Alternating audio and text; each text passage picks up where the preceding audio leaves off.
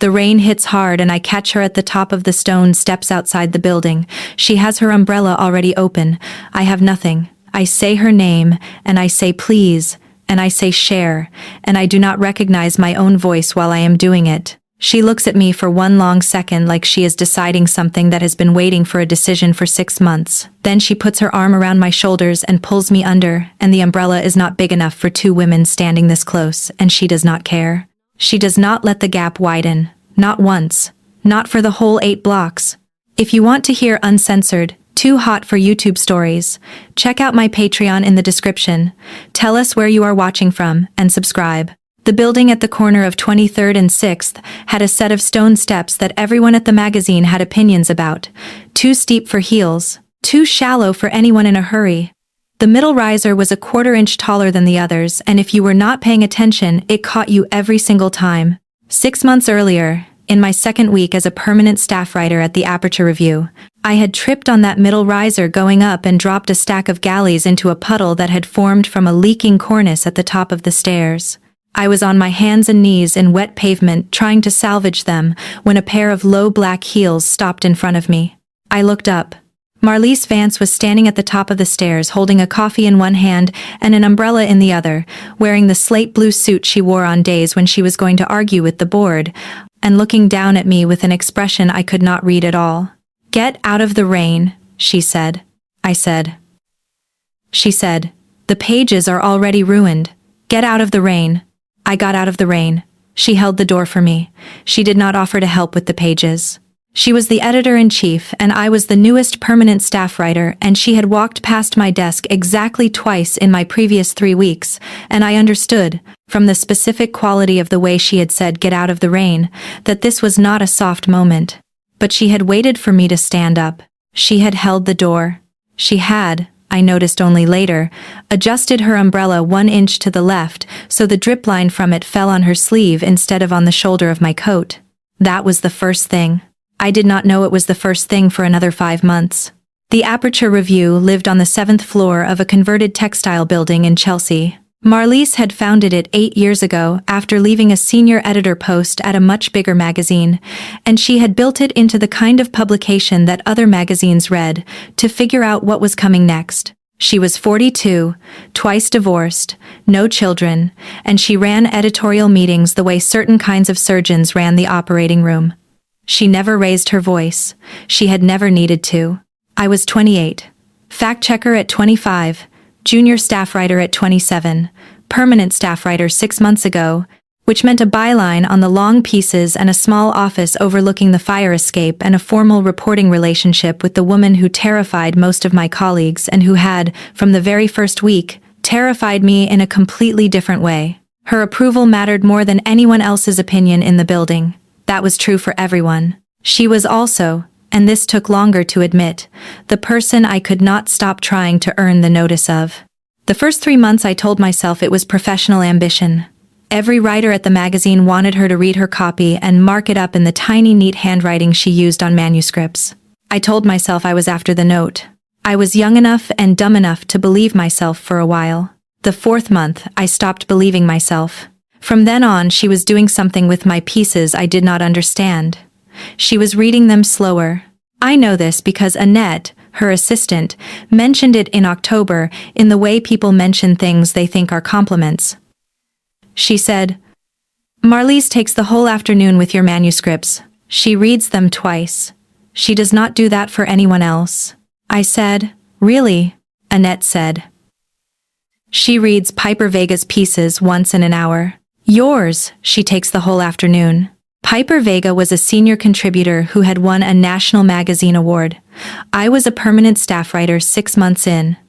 That was not a comparison that made professional sense. I did not tell Annette I had noticed anything. I filed the piece of information carefully and did not touch it for a week. Then I started paying attention. She read my pieces the whole afternoon. She wrote longer margin notes on mine than on anyone else's. She copied out passages in her own handwriting and put a single word underneath, "this" or "yes." She fought with me in editorial meetings about my drafts, in ways that would have been humiliating from a different editor, and were, from her, the most engaged professional attention I had ever received. She never touched me. She never stood close. Once, in October, we had ended up in the elevator together because someone had held the door for her at the wrong moment. Everyone else got off at 4. It was just the two of us for 6 floors. I had counted the floors. She had not looked at me. Between 4 and 3, the elevator jerked and I reached for the handrail and she reached at the same time, and our hands touched for the length of one breath, and neither of us moved them for a full 2 seconds. Then she said, in the same tone she used to close editorial meetings, "Delaney, excuse me." She moved her hand. I did not. The elevator stopped on 3, and she got off without waiting for the lobby and took the stairs the rest of the way down. That was the second thing. I understood, after that whatever this was, she was managing it. I did not know what to do with that. I had been paying attention to the world long enough to know what I was looking at when someone was arranging herself very carefully around a feeling she had decided she was not going to act on. I had been on both sides of that arrangement before, though never at these stakes. So I did what she was doing. I managed it. I stopped standing near her at editorial meetings. I stopped lingering in her office after edits. I stopped waiting for the elevator when she was already there. I kept my sentences with her clean and short. I did the work. I made the work be the whole thing. Because if the work was the whole thing, then whatever else was happening did not have to be named by either of us. It almost worked. In February, on a Tuesday that was the coldest day of the year, I finished a draft of a long piece about a woman who had left a career in classified defense analysis to run a bakery in the Pennsylvania mountains. I brought it to Marlise's office at 4 and sat across the desk while she read the first 2 pages. She read them carefully, in the tortoiseshell glasses she only put on for long pieces, hair pinned back with the silver clip she always used. The office was quiet the way her office was always quiet, not the ordinary quiet of an office but the quiet of a room where one person had decided the noise level and everyone else complied. She read to the end of the second page. She looked up. She said, "You buried the moment." I said, "Where?" She said, "Third paragraph on page 2. You have her packing the classified files into the moving truck like it is a metaphor. It is not a metaphor. It is the actual moment. Do not be clever about it. Let it be the sentence it wants to be." She was correct. She was always correct. I took the draft back to my desk and rewrote the paragraph. And when I brought it back to her at 6, she read it and nodded once and said, "Better, now go home." I said, "I have another 2 pages I want to look at." She said, "It is Tuesday, go home." I said, "I am not tired." She said, "You are tired, you did not sleep last night." I looked at her. She was writing something on a manuscript in her small, neat handwriting and she was not looking at me. She had known I did not sleep the night before because I had come in with the wrong shoes, one of my black flats and one of my brown ones, which I had not realized until I was already in the elevator that morning, and which I had been hiding under my desk all day. She had noticed I was wearing the wrong shoes. She had not mentioned it. She had used it to tell me to go home. I stared at her for one more second. Then I said, "All right," and I put my coat on and I left. That was the third thing. There were dozens of things after that. The tea that appeared on my desk at 5 o'clock on days I had long pieces due. The meeting she moved once because she noticed a doctor's appointment on my shared calendar. The specific way her voice changed when she said, "My last name in editorial meetings versus anyone else's." She was managing something enormous with the same precise discipline she brought to everything else, in ways only I could see, because I was the person the discipline was about. By April, I understood what I was looking at. By May, I had stopped pretending I did not want to look at it. By June, I had written a novel about a woman who had loved someone she was not allowed to love, and had learned to live inside that not being allowed with a ferocious, quiet dignity. At the end of June, I printed the whole manuscript at home, put it in a manila envelope, walked into Marlise's office on a Friday, and set it on her desk without a word. She looked at the envelope. She looked at me. I said, "I would like you to read this, not as my editor, as a reader, if you have time." She said, "What is it?" I said, "It is a novel. I have been writing it for 2 years." She looked at me for a long time. Her hand was resting on the edge of the envelope. She had not opened it yet. She was, I could see, deciding something. She said, "All right." I said, "You do not have to give me notes." She said, "I will read it." I said, "Thank you." I left. I did not tell anyone I had given her the manuscript. Not Marla on the political desk, who would have made me talk about it for the rest of the afternoon and made me feel better about it. I did not want to feel better about it. I wanted to feel the specific weight of what I had done, which was hand the most private thing I had ever written to the woman I had spent 6 months not naming out loud. The envelope on her desk was not a submission, it was a letter. She did not respond to it for 3 weeks. For 3 weeks, she came into editorial meetings and edited my work and gave me the same measured professional attention and did not once mention the envelope or acknowledge that it existed or say anything to me that could be read as a response. I stopped waiting for a response after the 2nd week. By the 3rd week, I had convinced myself that she had thrown the envelope away or given it back to Annette, or done any of the number of things a person could do with a manuscript they had received that they did not want to engage with, and I had accepted that this was probably the correct outcome, and had begun the work of forgiving myself for the risk I had taken. Then, it was the last Thursday of October. It had been raining since Tuesday. The forecast said the rain would stop by Friday morning. I had spent the whole day in editorial, and I was tired and my coat was still damp from that morning's walk from the subway, and at 6:30, I put on the coat and walked out of the building on 23rd and 6th and stood at the top of the stone steps and looked at the sky. The rain was not stopping. It was doing the opposite of stopping. It was doing the specific thing rain does in New York in October, when the weather is not deciding to be one season anymore, which is to fall in sheets that come sideways and make the pavement look like a river and make every umbrella turn inside out within 4 blocks. My subway was 6 blocks north. I did not have an umbrella.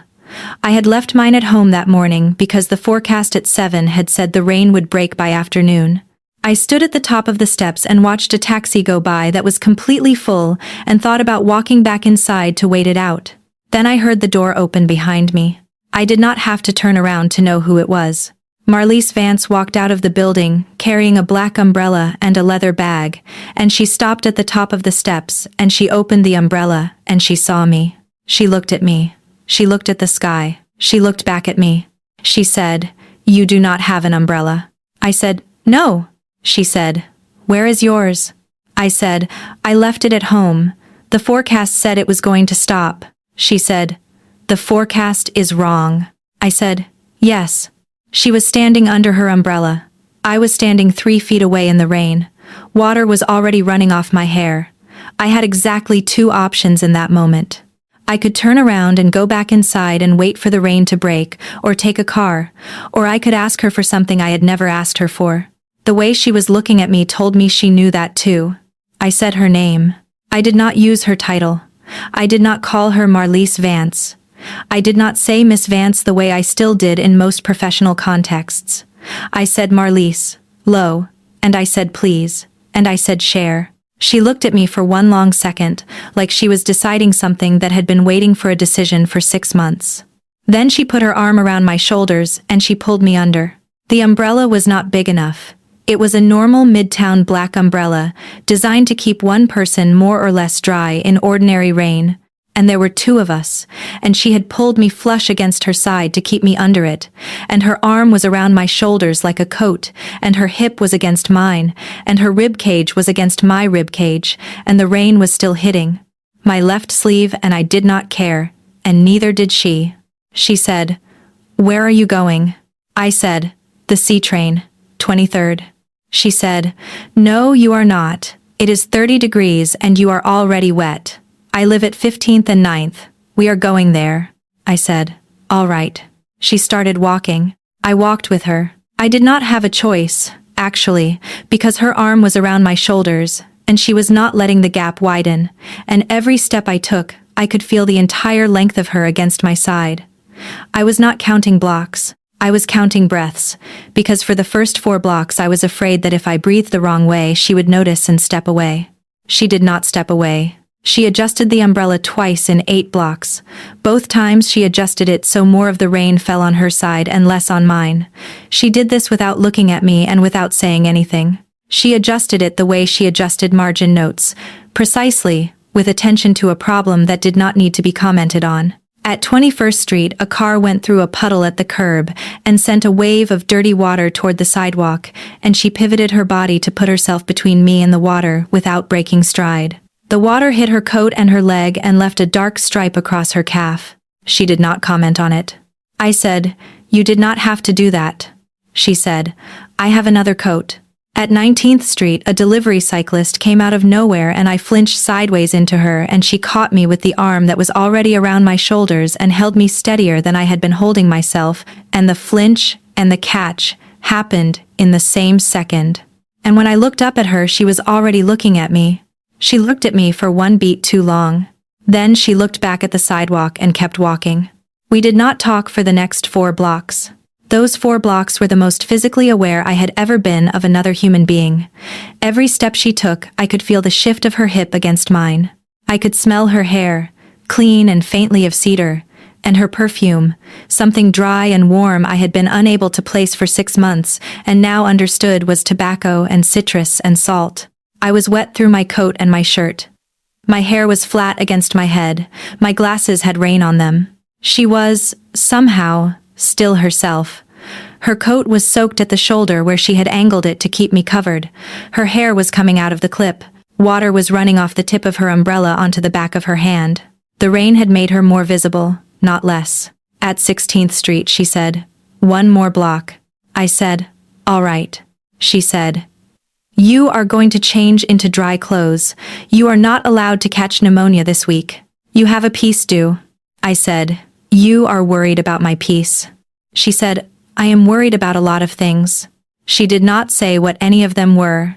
At 15th and 9th, she turned toward a pre-war building on the corner with a green awning and a doorman standing under it who saw us coming and opened the door before we reached it. She did not remove her arm from my shoulders until we were inside the lobby and the umbrella was closed and standing on the umbrella stand by the door. And even then, she took her time removing it, the way you take your time doing something you are not sure you want to stop doing. The doorman said, "Evening, Miss Vance." She said, "Evening, Louise. This is Miss Delaney. She will be up for a bit." Louise said, "Very good." Marlise walked toward the elevator. I followed her.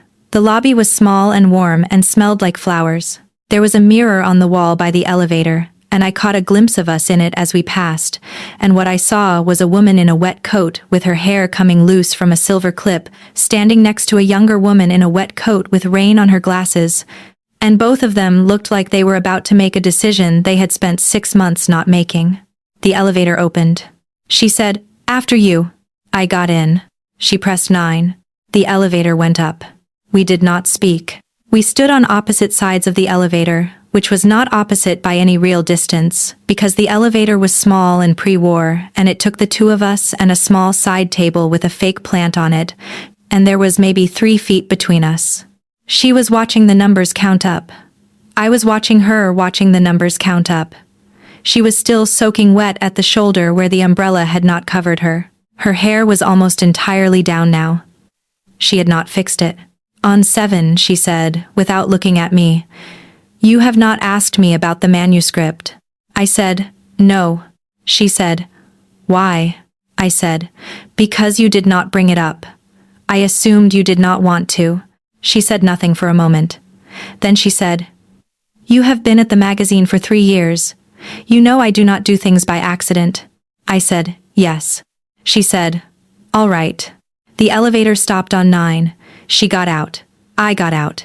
She walked down the hall to a door at the end and unlocked it, and held it open for me, and I walked into her apartment for the first time. The first thing I noticed was that the ceilings were very high. The second thing I noticed was that the entire west wall of the living room was books. Not decorative books. Working books. Books read to their spines, books with paper markers in them. Books with the specific slight lean of a shelf that had been reorganized 1,000 times by someone who kept changing her mind about what belonged next to what. The floor was dark wood. There was a low gray couch. There was a chair by the window that was clearly the reading chair. And there was a small table next to it with a stack of manuscripts on it, and a pair of reading glasses folded on top of the top manuscript, and next to the manuscripts was a manila envelope that I recognized. I stopped in the middle of the room. She said, "I have to get out of these clothes. There is a bathroom down the hall on the right. There is a stack of clean shirts on the shelf above the sink. Take whichever one fits. I will get you sweatpants." I said, "Thank you." She said, "Do not thank me yet." She disappeared down the hall. I stood in the middle of her living room, with my hair dripping onto the wood floor, and I looked at the manila envelope on the side table, and I understood, in the way that you understand certain things all at once instead of piece by piece, that whatever was about to happen in this apartment was not a small thing. It was not going to be reversible. It was not going to be something either of us could rearrange back into a professional shape after tomorrow. I went to the bathroom and closed the door. I peeled out of the wet clothes and stood at her sink and looked at myself in her mirror. The woman in the mirror was flushed pink from the cold and her hands were shaking, and she was, if she was being honest, absolutely certain about what she was doing. I toweled off. On the shelf above the sink were 4 folded button-downs, all soft cotton, all folded with a precision that told me exactly who did her laundry. The top one was white. I put it on. It was 2 sizes too big and hit me mid-thigh, and it smelled like her. I opened the bathroom door. She was standing in the hallway holding a pair of soft gray sweatpants. She had changed. She was in a black t-shirt and dark loose linen pants, and her feet were bare. Her hair was down completely, longer than I had ever known it was, dark and slightly wavy from the rain. Without her suit and her heels and her hair pinned back, she looked, for the first time in the 6 months I had known her actual age, which was not softer than the version I saw at work. It was just more. She looked at me in her shirt. She held out the sweatpants without saying anything. "I took them," she said. "There is wine in the kitchen. I opened a bottle. I will be there when you are ready." She walked toward the kitchen. I put on the sweatpants and ran cold water over my wrists for 30 seconds, which is what my mother used to make me do when I was small and about to do something I was nervous about. Then I walked out. She was in the kitchen. She had poured 2 glasses of red wine and was leaning against the counter with one, looking at the rain through the window. When I came in, she turned and handed me the other glass. She said, "Come sit." I followed her to the living room. She sat on the couch, at one end, with her feet tucked under her. I sat at the other end, which was not far, because the couch was not large. Between us on the cushion was maybe 18 inches of space. She took a sip of her wine. She looked at me. She said, "I finished the manuscript 2 weeks ago." I said, "Oh." She said, "I have been reading it a second time. I finished the second read on Sunday." I said, "All right." She said, "I would like to send it to my agent. I would like to send it to her tomorrow.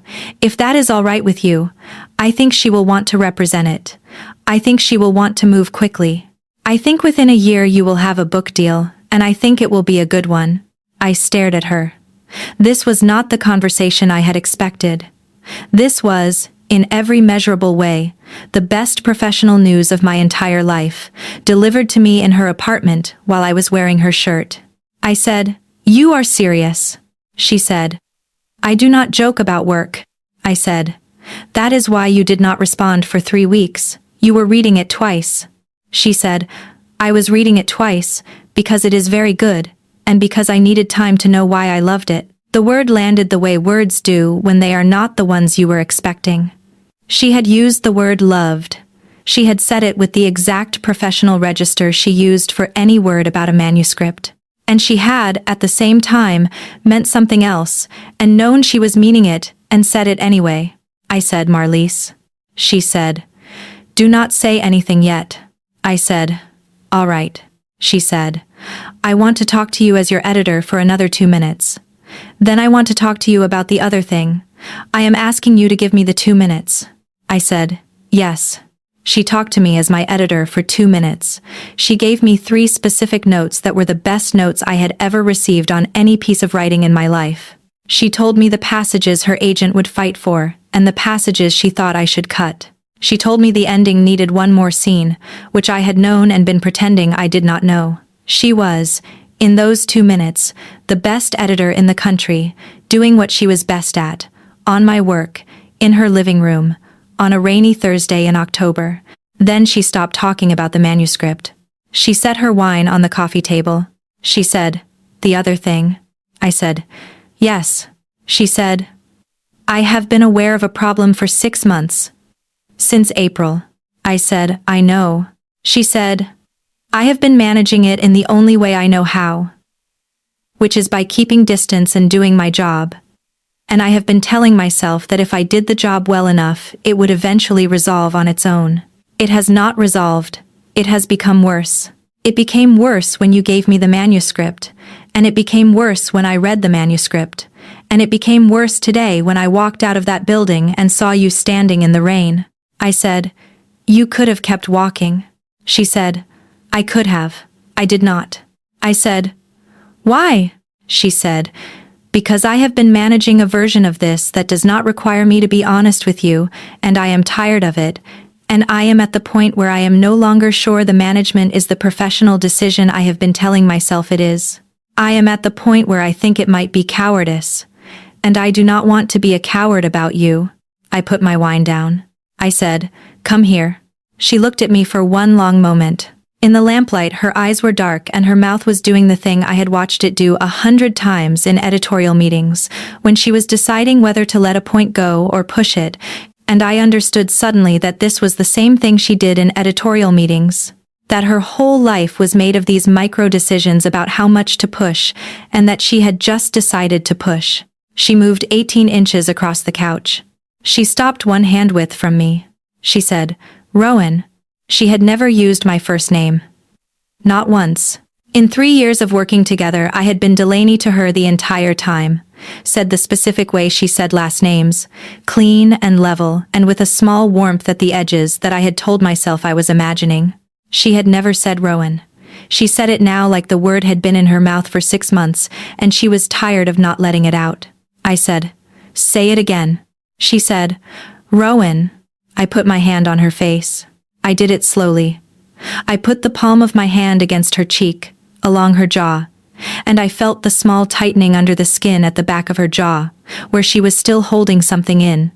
And I felt her exhale, and I felt her lean the fraction of an inch into my hand that meant she was letting the holding in stop. She closed her eyes. I said, "You are wet," she said. "So are you."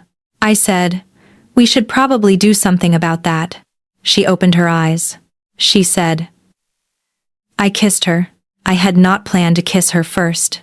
I had planned, if this was going to happen at all, to let her kiss me, because she was the one with the authority, and she was the one who had spent 6 months managing this, and she was the one who was the editor of the magazine that had my career in its hands, and I was the one who was 28 years old and in her apartment in her shirt, and it seemed like the ethical thing to let her cross the line she had built for herself. But she had already crossed the line.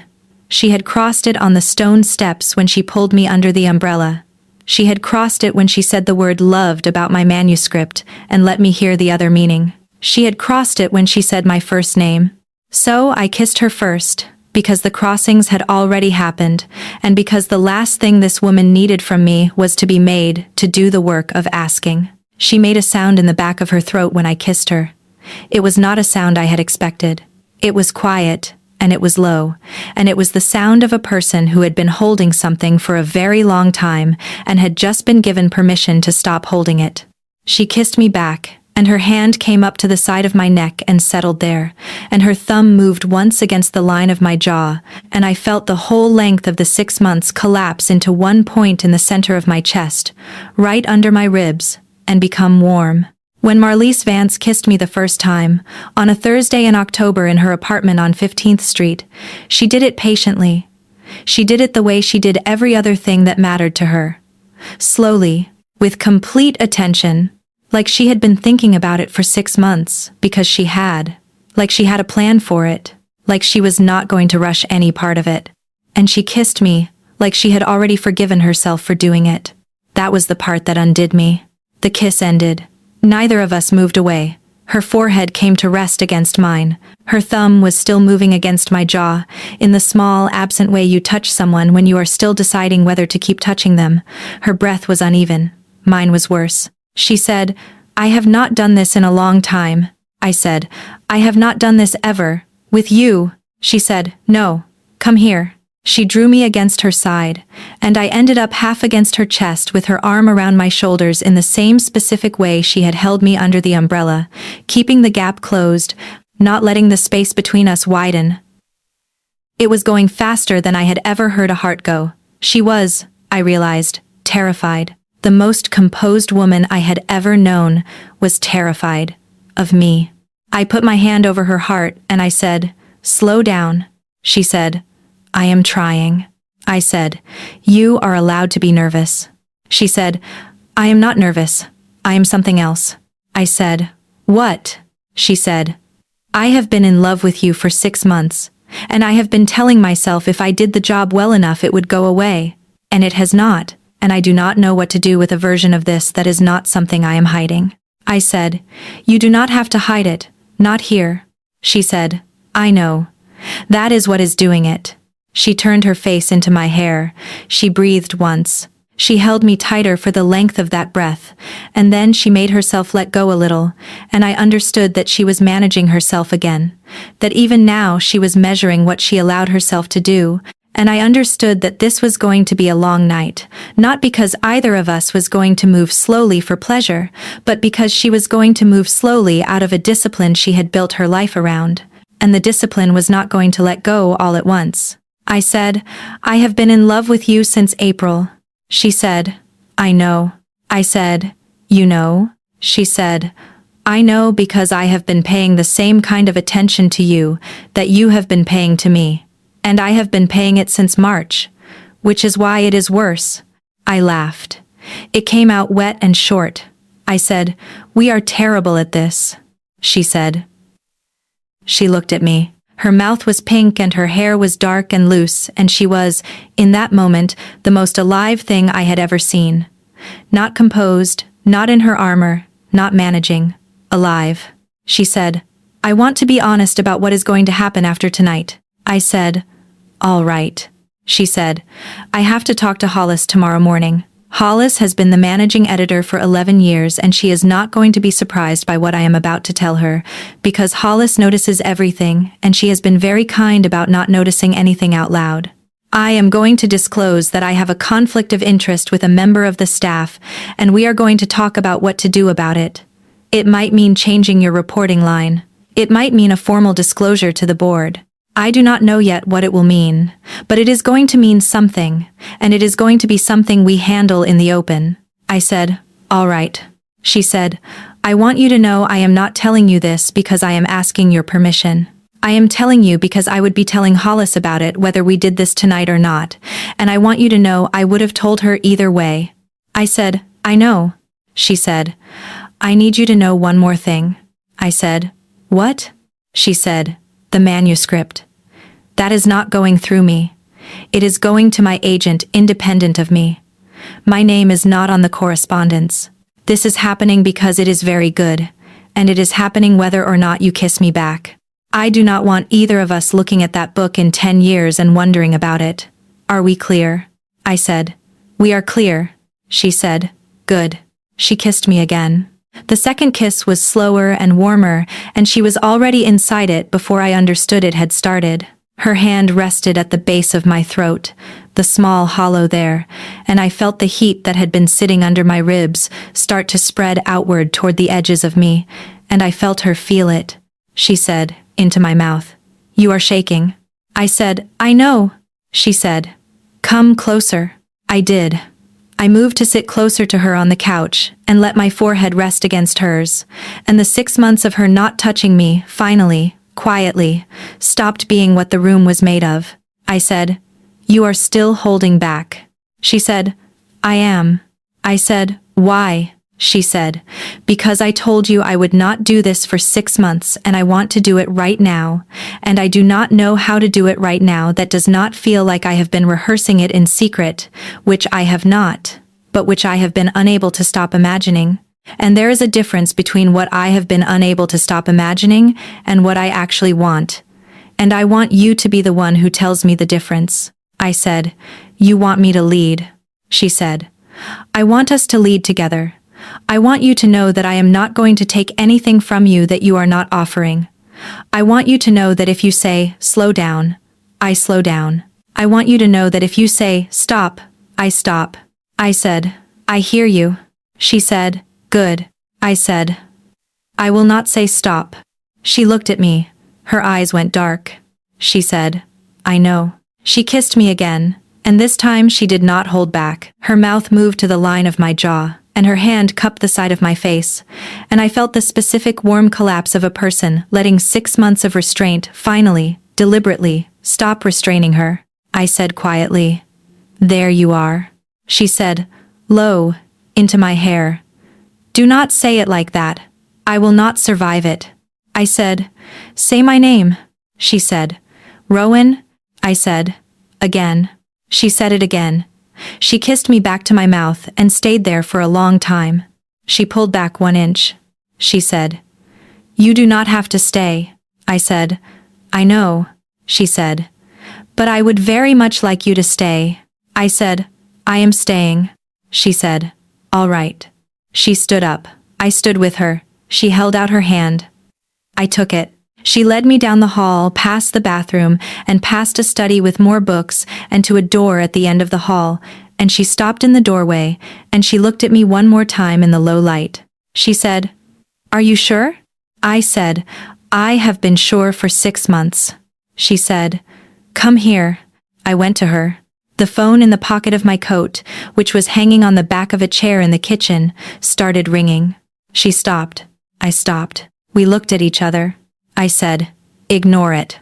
She said, you have been ignoring your phone for 6 hours. You should look. I said, whatever it is, it can wait until morning.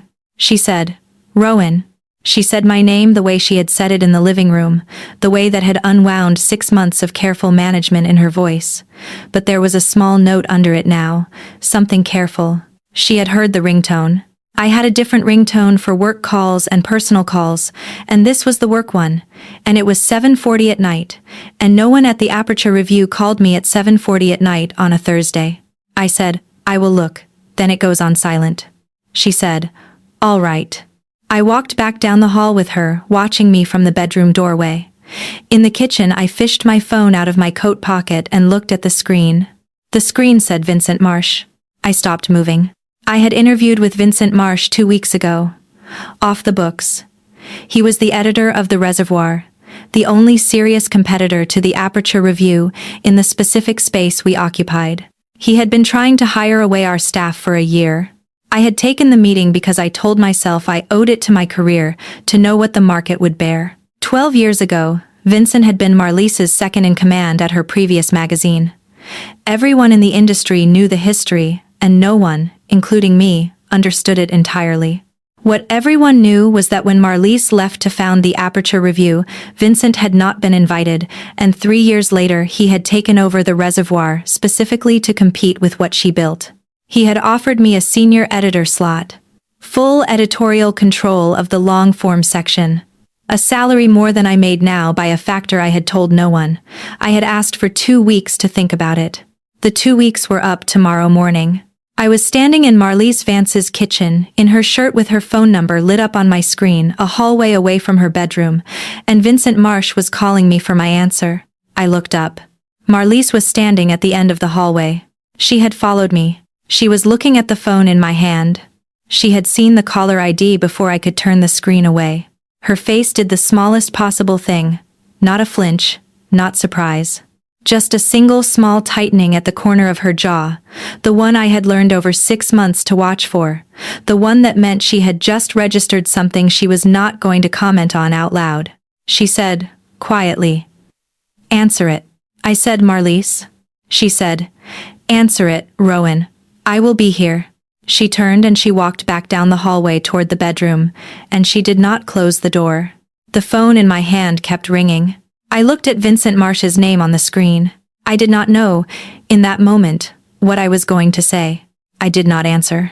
I looked at the screen. I looked at the phone.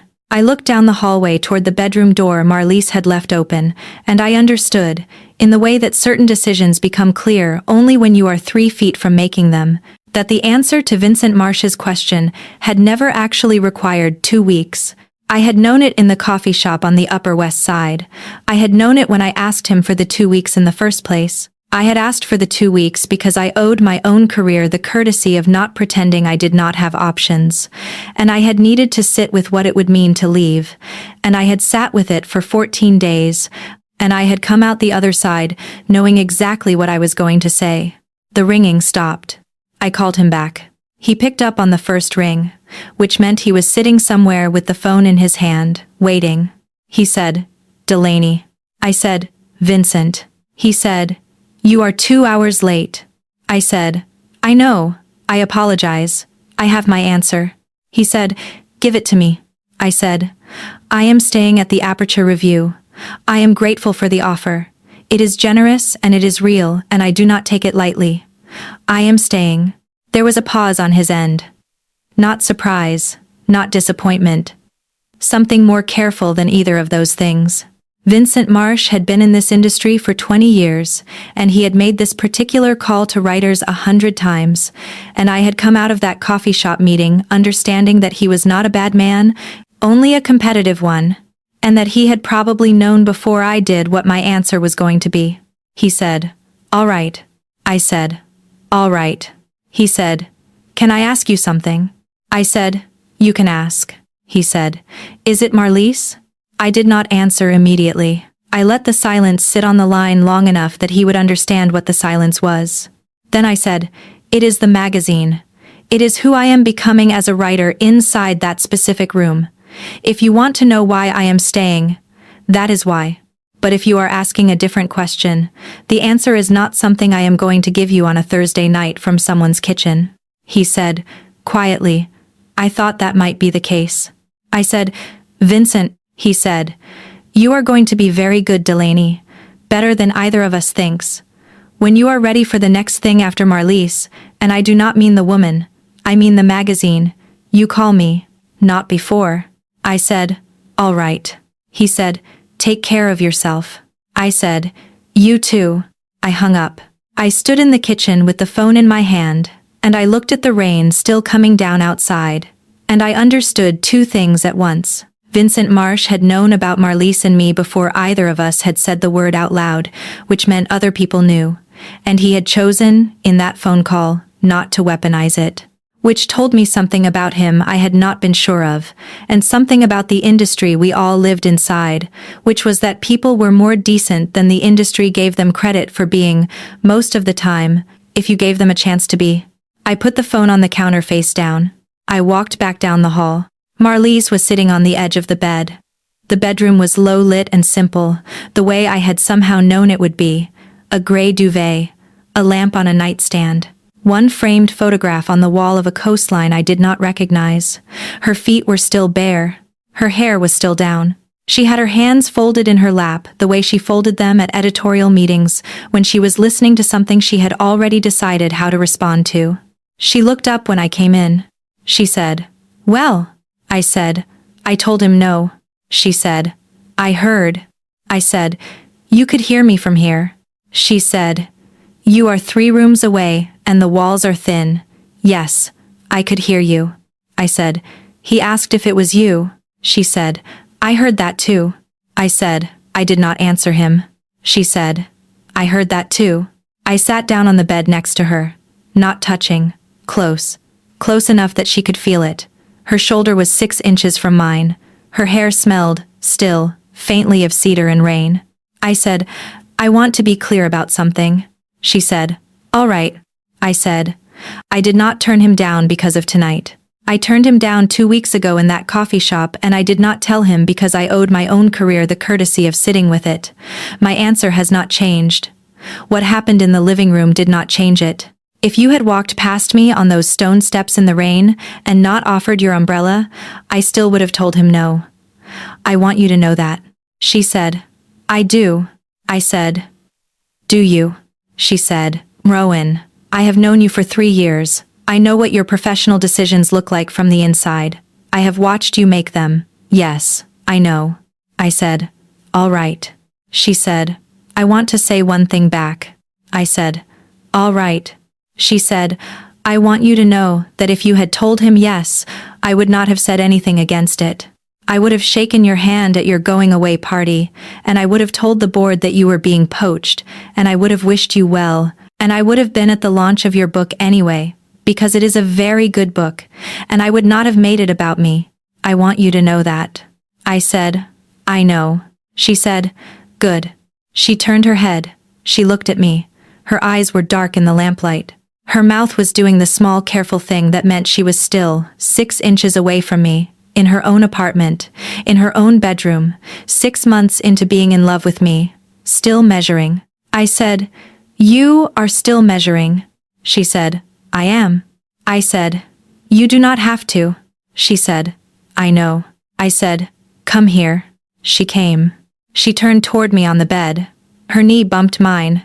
Her hand came up to the side of my face the way she had reached for me in the living room, and her thumb traced the line of my cheekbone, and she looked at me the way she had looked at me at the top of the stone steps in the rain when I said her name and said please and said share. That specific one long second of deciding something that had been waiting for a decision for 6 months. Except now the decision had already been made. This was the part after. She kissed me. Slowly. Because she was still Marlies, because she was never going to be able to do anything the fast way even when the discipline was gone. The rain kept coming down against the window in the same steady way it had been coming down all night. She had held me under her umbrella for 8 blocks without letting the gap widen. She held me now the same way. I do not know how else to say that. She did not rush any of it. She was patient the way she was patient with every long piece she had ever edited, which is to say completely, and with the whole of her attention, and with no part of her thinking about anything else. She kept her hand at the side of my face, and her forehead against mine, and she took her time, and I understood, somewhere in the middle of it, that whatever she had been managing for 6 months was not the fact of wanting me. She had been managing this specifically. This slow, careful, present thing she did with her whole attention, this was the part she had been afraid to show me. I said, into her collarbone, Marlies. She said, yes. I said, you are terrifyingly good at being here. She said, lo, I have been thinking about being here for 6 months. I laughed. It came out short and wet. She did not stop being here. The rest belongs to her, and to me, and I will not put it in the record. What I will say is this. She stayed with me. She did not let the gap widen. Not for 1 second.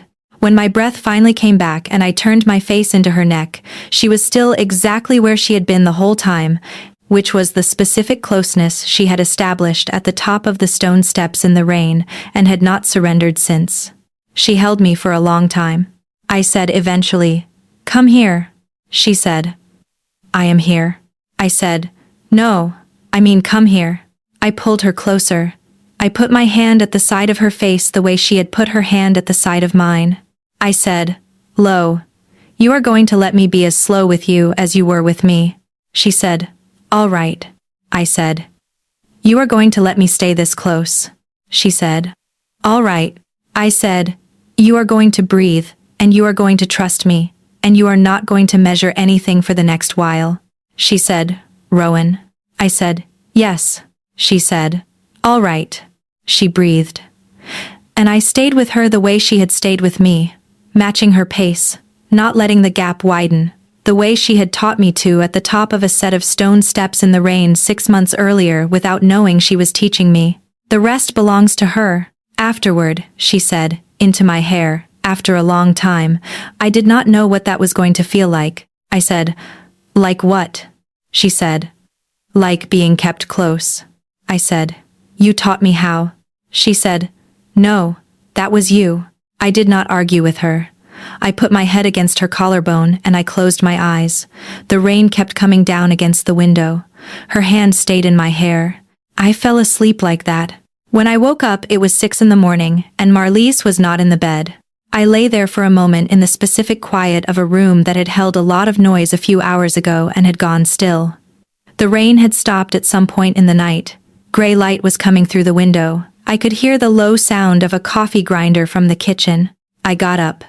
I put the borrowed shirt back on and I walked down the hall. She was at the kitchen counter with a manuscript in front of her, and a cup of coffee, and the reading glasses I had seen on the side table in the living room. She was in a soft gray robe and her hair was still down, and she was, as always, entirely herself. When she heard me, she looked up and did not say anything, and slid the second cup of coffee toward me across the counter. I picked it up. She said, "You take it black." I said, "You know I do." She said, "I do." I sat on the stool across from her at the counter. She turned a page of the manuscript. I watched her read for a full minute. She did not perform the reading. She was just reading. The morning was ordinary in a way that the last 12 hours had not been, and this ordinariness was, I understood, the thing she was showing me on purpose. She was showing me what it looked like from her side. This was her. 6 in the morning, at a counter with a manuscript and coffee. She was showing me because she wanted me to know what the rest of it was going to be, if I stayed. I said, "You are going to call Hollis at 9. She said, "Yes." I said, "You want me to go home first?" She said, "Yes." I said, "So we go into the building separately today?" She said, "Yes. Not because it is a secret. Because this is a formal disclosure, and it deserves the formal register. It should not be walked into. It should be filed." I said, "All right." She said, "Are you all right?" I said, "Yes." She said, "You are sure?"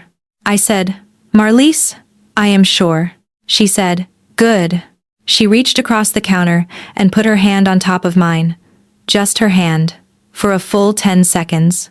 Then, she went back to the manuscript, and I finished my coffee, and I went and got dressed in my own clothes which had dried on the radiator overnight, and she walked me to the door. At the door, she said, "I will see you at the 10:30 editorial meeting." I said, "You will." She said, "I love you." I said, "I love you back." She said, "All right." She let me out. She called Hollis at 9. I know because Hollis told me later, in the specific way that Hollis told anyone anything they needed to know, which was with the affectionate directness of a woman who had been at the magazine for 14 years and had seen everything the industry could produce and had personally handled all of it.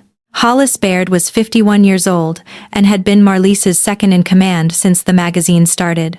She wore soft blazers and small silver earrings and a laminated staff badge on a lanyard she had made herself, and she was the reason. The Aperture Review had never once, in 8 years of operation, had a labor complaint. When Marlise called her at 9 to say she needed to talk about a disclosure, Hollis had said, "Are we finally doing this?" And Marlise had said, "We are." Hollis had said, "Come in, bring coffee." They talked for 2 hours. The formal disclosure took 40 minutes. The rest of it was the two of them figuring out what the reporting change would look like, and what the timeline was, and how they were going to write the memo to the board. By 11, Hollis had drafted the memo. By noon, Marlise had signed it.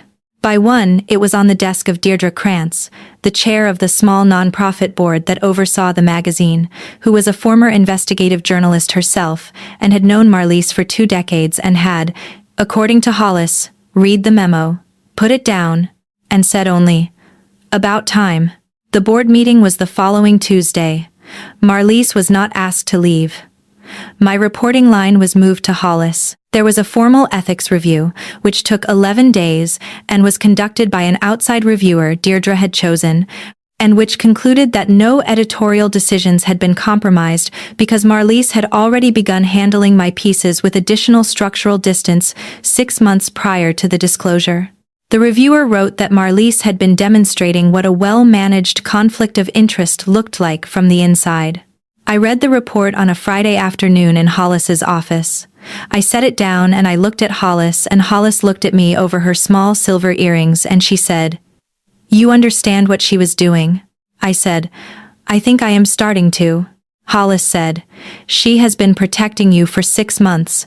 She was going to keep doing it whether or not either of you ever named it. You should know that." I said, "I know that." Hollis said, "Good. Now go do your job. You have a piece due next week." I did my job. Marigold Ash called me on a Wednesday in November. Marigold was Marlise's agent friend, 56, who represented several people whose names appeared on any list of the most important living novelists. She had received my manuscript via a courier the Monday morning after the umbrella night, with no accompanying note except a post-it in Marlise's handwriting that said, "Read this.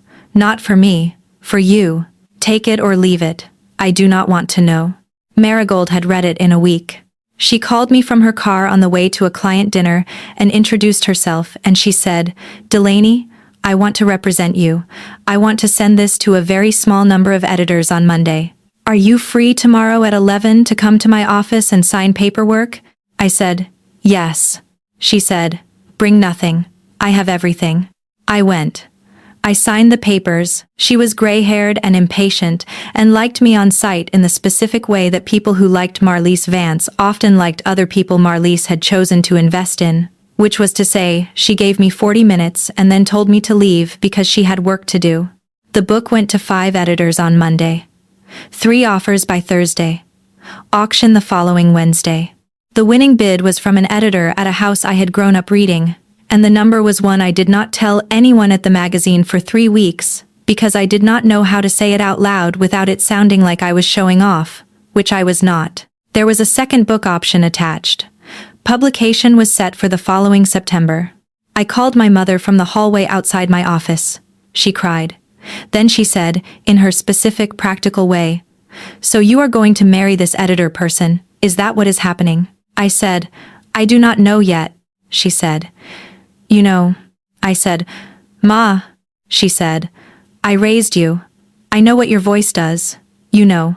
I did not argue with her. That night I went to the apartment on 15th Street. Marlise was at her reading chair with the day's mail. She looked up when I came in. She said, "Well," I said, "It's sold." She said, "To who?" I told her. She said, "Good number." I said, "A very good number." She said, "You are going to move out of the walk-up." I said, "Yes." She said, "You should let me look at the neighborhoods with you." I said. She said, "I want you to move in here, but I do not want to ask you to do that yet, because you have known for 4 weeks that you have money coming, and I do not want that decision to be made from the specific momentum of a book auction. So I am telling you to look at neighborhoods with me, and I am telling you that I will not say the other thing until you have had 6 months to know what your own money can buy." I said, "You are ridiculous." She said, "I am precise." I said, "You are also right." She said, "I know." I looked at neighborhoods for 6 months. Marlise came with me on Saturdays. She had opinions about ceilings and windows, and the specific quality of light in a room, and how it changed at 4 in the afternoon. She was, at real estate walkthroughs, the woman I had glimpsed at the kitchen counter that first morning. She was who she was when she was not performing anything. At the end of the 6 months, I did not buy an apartment. I said to her, over dinner on a Sunday, "I have looked at 40 places. None of them were what I wanted." She said, "Which was?" I said, "Where you were." She said, "All right." I said, "Are you asking now?" She said, "I am asking now." I said, "Yes." I moved in 3 weeks later. The move was small because I did not have much, and Marlise had the specific bookshelves I would have wanted anyway. Marla and Hollis helped me carry boxes. Annette brought us dinner. Marlise's older sister flew in from Boston and looked at me with the assessing polite kindness of a woman who had watched her sister survive 2 divorces and was withholding judgment about the 3rd round, and by the end of that first dinner had decided I was acceptable and had told me so directly. Her name was Odette. She was 2 years older than Marlise and had the same clean surgical face and none of the restraint, and she said to me at the door on her way out, "You are what she needed. Do not be careless with her." And I said, "I will not be." And Odette said, "Good," and went home to Boston. The book came out the following September. There was a launch at a bookstore in the village. Marla organized the party. Hollis wrote the invitation copy. Marigold gave the opening remarks. Marlise sat in the 2nd row in a suit she had bought specifically for the occasion, because she did not want to be photographed for the first time as my partner in one of the suits everyone in the industry already recognized. I read from the last chapter. I signed for 2 hours. I did not. That entire evening, once look at Marlies from the podium, because I had made her a promise about the launch, which was that she was not going to be the story. She was going to be a person in the second row who came home with me after. She was. She did. At home that night she opened a bottle of wine and she put it on the coffee table and she did not pour it. She just sat next to me on the couch, in the same specific spot she had sat 6 months ago when she had said the word loved for the first time about my manuscript, and she said, "I want to tell you something." I said, "All right." She said, "I have been at this magazine for 8 years. I have made a lot of writers. I have never been more proud of anyone than I was of you tonight." I said, "Marlies," she said, "I know you do not want me to make it about me. I am not making it about me. I am telling you the fact." I said, "Thank you." She said, "You are welcome." She poured the wine. We drank it slowly. Then she stood and she took my hand and she led me down the hall the way she had led me down the hall the first night, and this time she did not stop in the doorway to ask if I was sure, because it was not a question anymore. The Vanity Fair profile came out 3 months after the launch. It was a long piece by a writer I respected. She had done her homework, the kind of homework where you talk to 8 people who know a person and build a picture of what they are like from the pieces those 8 people give you, which was a technique Marlies had taught me. The profile was flattering. It described the book without giving anything away. It mentioned my time at the Aperture Review with the specific respect the industry gave the magazine. It mentioned, in one sentence, that I had a partner who was a longtime editor in the same space, and it did not name her. The one sentence had been fought for. I know because Marigold had shown me the earlier draft, in which the writer had wanted to name her. Marigold had gone back to the writer and explained that Marlies was not a story. The name came out. The one sentence stayed. I came home the day the profile ran. Marlies was in her reading chair with the magazine in her lap. She looked up when I came in. She said, "You did it." I said, "I did." She said, "You wrote something they had to notice." I said, "You edited every long piece I wrote for 3 years so I knew how to write it." She said, "No, that was you." Her eyes went wet. It was the first time I had ever seen it. She did not let it go further than the first thread of it, because she was Marlies, but I saw it, and she saw me see it, and neither of us said anything for a full minute. Then she said, "We should probably eat." I said, "We should." We ate. We fell into a rhythm that year that became, in the years after it, the shape of everything else. Marlies worked in her study on the second floor from 7 to noon, when Annette started calling, and the day became a magazine day. I worked in mine on the third floor from 9 to 3, when I had started to become someone who could tell when I was done for the day, which was a thing Marlies had taught me by example.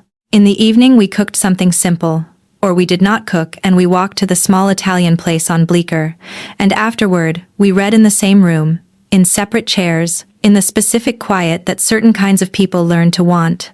Sometimes she read pages I had written that day. Sometimes I read pages of manuscripts she was considering.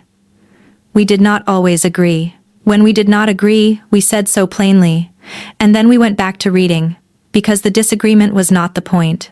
The reading was the point. The being in the same room was the point. I understood, 6 months into this rhythm, that this was what she had been managing for those first 6 months of not saying anything. Not the wanting. This. She had been afraid of what her ordinary evenings would look like with someone in them, because she had had 2 marriages and both of them had turned her evenings into performances she was too tired to keep up. She had needed to know I would not do that to her. She had needed to know I would sit in the other chair and read. The years began to accumulate in the specific way years accumulate when you are inside a life that fits. The second book came out. The third. I stopped working at the magazine as a staff writer after the second book, because I was writing full-time and Marigold had been quietly telling me for 18 months that I did not need the salary anymore. I moved to contributing editor, which meant 3 long pieces a year and a masthead credit. It kept me tethered to the room I had learned to be a writer in. Hollis retired in the 7th year. Piper Vega gave the retirement toast. Annette became the managing editor. Marla stayed on the political desk. Marlies stayed at the magazine, running it the way she had always run it, and the industry stopped, at some point around year 4, treating the two of us as a story, and started treating us as a fact. Vincent Marsh became the editor of a larger magazine 2 years after my book auction and sent me a card. It said only, "You called it Delaney." He signed it Vincent. We got married in the 11th year, not the 12th.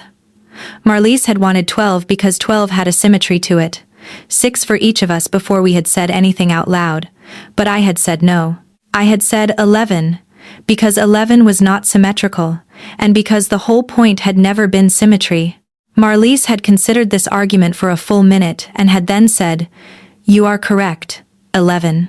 We did it at the apartment, which was, by then, a brownstone in the West Village, because in year 6, we had moved into a place we could both work in, and both live in, and both come home to. Marlise had a study on the 2nd floor. I had a study on the 3rd. We had a garden in the back that had, at Marlise's insistence, a lemon tree in a pot, which she had bought for a specific joke that only she understood, and which I had learned not to ask about, because Marlise was allowed exactly one running private joke, and I had decided that the lemon tree was mine to indulge her about. There were 14 people at the ceremony. Marla, Hollis and her wife, who was a court reporter named Jean, Annette, Piper Vega, Marigold, Odette from Boston, Marlise's college roommate, who was a public defender in Oakland, my mother, who flew in from the town I had grown up in, and who had, by then, met Marlise a dozen times, and had decided years ago that Marlise was the person she had been waiting for me to bring home. Uni Han, a young writer we had both been mentoring for the last 2 years, who I will get to, a handful of others, a small string quartet Annette had insisted on. The judge was a friend of Deirdre Krantz's, because Deirdre was on the board of a non-profit that supported city judges and had made a phone call. Marlise wore a suit. Of course she did. It was pale gray, cut cleanly, understated. Her hair was down. I wore a dress, which surprised her, because I had not worn a dress since her first divorce party, which had been a long story I will not go into. My dress was dark green, and it was the specific green of Marlise's reading chair. She noticed the color 3 steps into the aisle. She did the smallest possible thing with her mouth. The 1 millimeter. Her vows were short. She had written them in the same neat handwriting she wrote margin notes in. She read them from a folded index card. She said, "Rowan, I have thought about what I wanted to say to you for 11 years. I want to say this. You asked me to share my umbrella. I have not stopped since. I do not intend to. Not once. Not ever. Not for the whole 8 blocks. Not for anything." I said mine. I said, "Marlise, I have loved you since April of the year we do not name at the magazine because it is inappropriate. I have loved you every day since. You have loved me back the same way, which is to say completely and slowly and without ever letting the gap widen. I intend to keep the gap closed. I intend to be under the umbrella. I do." The judge said the necessary sentences. Marlise put a plain gold band on my finger. I put a plain gold band on hers. Marla cried the loudest, which was correct. My mother cried the second loudest, which was also correct, and which she was embarrassed about later, and which none of us mentioned. Hollis toasted us at the small dinner. She said, "I called the whole thing 11 years ago. I want it noted." Odette from Boston hugged me at the door and said, into my ear, "She is happier than I have ever seen her." "Do not stop," I said. "I will not." That night, after everyone left, Marlise and I stood in the garden with the lemon tree and looked at the lights of the West Village going on around us. She was leaning against my shoulder. I had my arm around her. She was wearing my dress jacket over her suit because it had gotten cold and it was too big for her, and it was the same specific too big of the borrowed shirt she had lent me 11 years ago. She said, "Into the night. I want to tell you something." I said, "All right." She said, "I have been paying attention to you for 11 years the way I paid attention to you the first 6 months. It has not gotten less. I want you to know that. I have not stopped noticing every small thing you do. I do not intend to." I said, "I know." She said, "You know?" I said, "I have been paying the same attention back. I am also not stopping." She said, "Good." She turned her face into my shoulder. She was quiet for a long time. Then she said, "I do not deserve this." I said, "Marlise." She said, "I know what you are going to say." I said, "Then, let me say it." She said, "All right." I said, "You do. You do deserve this. You have deserved it for a long time. You have been kind and disciplined and honest, and you have loved me the specific right way every day since April of the year we do not name, and you have earned every single thing that is happening in this garden right now. I am not going to argue with you about it. But I need you to hear me on this. You are allowed to have it, Marlise. You are allowed." She was quiet. She said, into my shoulder. "All right," I said. "All right." We stood in the garden for a long time. The lemon tree did nothing, because it was a lemon tree, and lemon trees do not do things. But it was there, which was, I understood, the specific joke Marlise had bought it for, though I still did not ask. 2 years after the wedding, I was walking up the stone steps of the building at 23rd and 6th on a Tuesday in October, when it started raining. I had come in for one of the big twice-yearly meetings. I was in a coat, and I had my umbrella in my bag, because I had learned the lesson about forecasts 14 years ago, and I did not leave the house in October without it. At the top of the steps, a young woman was standing in the doorway, watching the rain, holding no umbrella, and looking at the sky, the way people look at the sky when they are trying to decide if it is worth waiting it out. I recognized her because I had recommended the magazine hire her. Uni Han was 26. She had come to the magazine 6 months before, after a very good essay had come across Marlise's desk. Uni was going to be one of the best young writers in the country, and I had told her that if she stayed at the magazine for 3 years and worked with Marlise, she would come out the other side able to do anything she wanted. Uni saw me. She said, "Rowan." "Hi." I said, "Where is your umbrella?" She said, "I left it at home. The forecast said it was going to stop." I said, "The forecast is wrong." She said, "I know." I stopped 1 step below her, at the top of the stairs. I took my umbrella out of my bag. I opened it. I held it over the two of us. I said, "You are getting the C train?" She said, "Yes." I said, "Come on. I am going to 15th. That is on your way." I put my arm around her shoulders and I pulled her under, and I started walking, and she came with me, and we walked south down 6th toward 15th Street in the rain. I kept the umbrella tilted the specific 1 inch to the left that Marlise had taught me 14 years ago, without knowing she was teaching me. I did not let the gap widen. I adjusted twice in 8 blocks, so more of the rain fell on my side and less on hers. I did not comment on it. She noticed at 19th Street. She said, "You are getting wet." I said, "I have another coat." She looked at me sideways in a way I recognized, because it was the way I had looked sideways at Marlise Vance 14 years ago at 19th Street on a Thursday in October, when a delivery cyclist had come out of nowhere and Marlise had caught me with the arm that was already around my shoulders and held me steadier than I had been holding myself. Uni said, "You have done this before." I said, "Once." She said, "With who?" I said, "You will know eventually. You have been at the magazine for 6 months. You have not been paying attention long enough yet, but you will be, and then you will know." Uni was quiet. Then she said, quietly, "I think I know." I said, "All right." We walked the rest of the way in silence. At 15th and 9th I stopped at the corner and I said, "You keep going. You are 1 block from the C train." She said, "Thank you." I said, "Uni." She said, "Yes." I said, "One day you are going to be at the top of a set of steps in the rain, and someone is going to ask you to share your umbrella, and you are going to have to decide something you have been not deciding for a long time. When that day comes, you are going to know exactly what to do, because someone taught you." She looked at me for 1 long second. Her eyes were wet, which surprised me, because I had not thought she was old enough yet to understand what I was telling her. She said, "All right." I said, "Go, it is cold." She went. I watched her walk the 1 block to the C train station, keeping under the umbrella I had left with her, and I watched her fold it neatly at the mouth of the station, the way you fold a thing you have been given by someone who taught you how to fold it. She did not look back. That was correct. The ones who look back are the ones who are still deciding. The ones who do not look back are the ones who have already decided and are already inside the next thing. Yuni-han had already decided. I had known it the day I read her essay. I had known it more clearly walking with her the 8 blocks I had just walked. She was going to be very good.